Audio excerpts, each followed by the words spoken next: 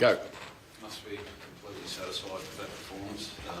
What was the best aspect from your point of view? Well, I think it's pretty all round. Right from the very start, we were on in all phases. We're matching the best team in the comp in contested possession. We're moving the ball pretty well. We're scoring, and then we were able to defend them, even though I thought their intent was to try and move the ball a bit quicker. So it was a good all round performance and a really important start to the game. So after last week, where we were clearly not where we needed to be, yet now 3 out of 4 weeks, I think we've showed some pretty good signs. Were you sitting up there in the box just thinking, why couldn't we play like this more often this season? No, I don't think like that, because the game's like that. The game's so hard.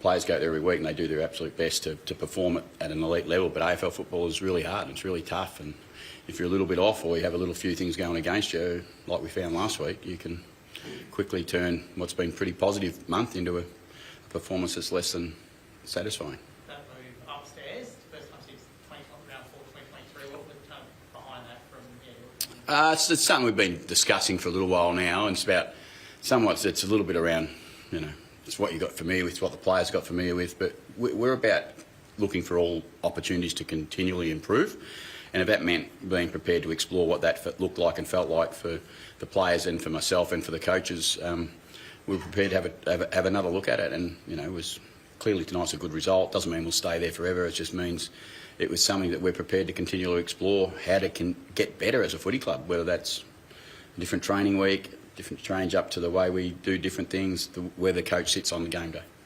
Well, Miles Bergman up at back under the midfield.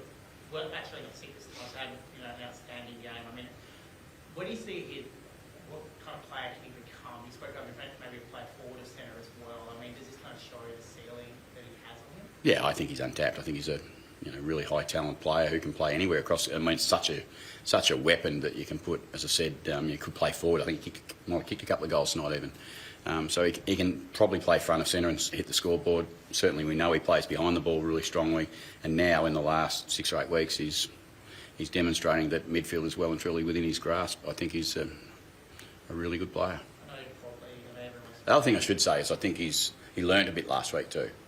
And that's what I love about it. I could tell on Monday, Tuesday when we chatted about little bits and pieces that he was going to be in pretty good space this week. And we understand that if you are a bit crook, it's hard to play this game. I mean, I think Cripper might have been a bit crook coming into this game too. So it's not an easy game to play.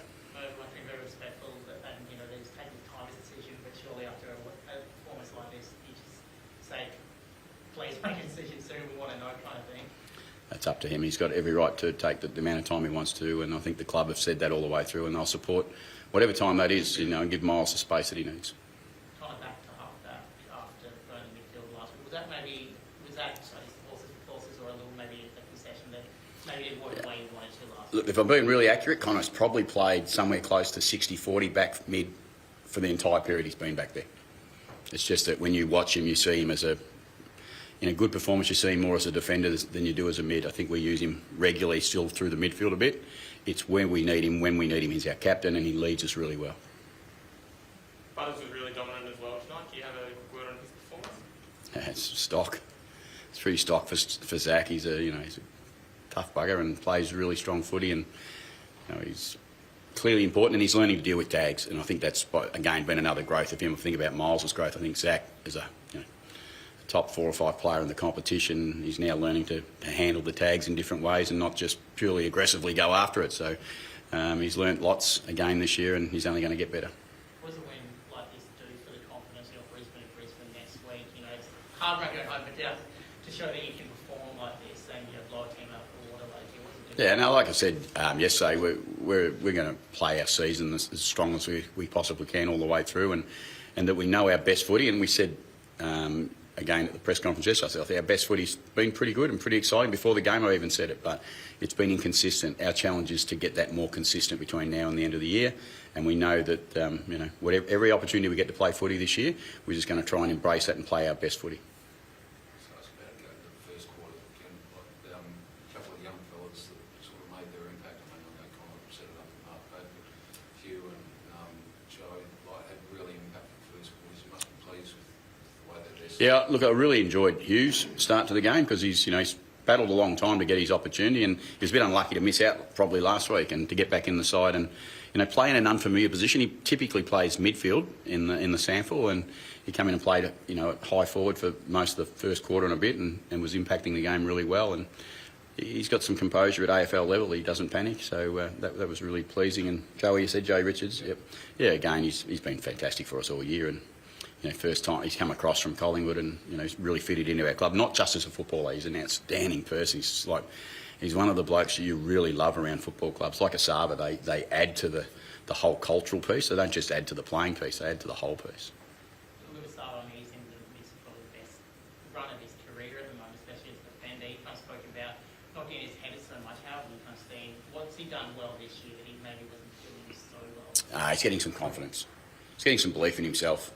And I think that takes a lot, for a player who's, been in and out of football at AFL level over pretty much his career, and he's finally starting to find, I think he's finding some inner belief that's really coming out in his game, and now he just knows that there's certain things that he does in his game that help him play at a level that he's proud of. And I said that to him tonight. You need to be proud of those performances, but also level enough to know that I've got to back up again next week. Yeah, we looked after him. His shoulders obviously clearly been a bit sore, so we took the opportunity to take him out of the game. With what have we got, 9-10 days between now and our next game, he'll be hopefully back to cherry ripe, and he will play a bit more midfield from there. How nice is that you're in a position to do that? Doesn't hurt that you get Jason Horne-Francis coming back to fully fit and quite fresh, so hopefully that'll help us. But the size of the task that's coming is pretty big. Against a ferocious midfielder, an outstanding footy club, coached really well, reigning premiers. Not many bigger challenges, probably. What was the closest thing to do on Saturday? Get a kick, get through unscathed, feel happy, feel strong, feel like he's moving really well. Knee, back, that he gets through okay. And if he gets through okay, there won't be too much holding him back, I don't think, and there won't be too much holding me back from trying to pick him, I don't think. You said you were close to picking him to that. Yeah, it was. I mean, how close was really close. Was he in at one point and out? Yeah, he was. Yeah, that's exactly right. He was in the team, and I woke up Tuesday night, middle of the night, and I'm going, oh, is that the right thing? Is that a bit panicky? Is that a bit too rushed? Is it not the right thing for the player for the long term? And I think that's where the decision came, that we needed to make sure the long term was overriding the short term, because the short term was clear for us. We need another target in front of the ball that's tall, and he's a highly talented player. So clearly a coach is in a hurry to get that type of player into the team. Which is doing pretty well. He's the main target there at the moment. Yeah, he's doing pretty well, isn't he? He's just growing. He's such a good player, such a young player who's he's a bit unpredictable, but yet freakish. He can do some really, really special things, but then he can do some simple things really well. He gets a lot of attention, gets a lot of balls kicked to him, and he competes really hard for us.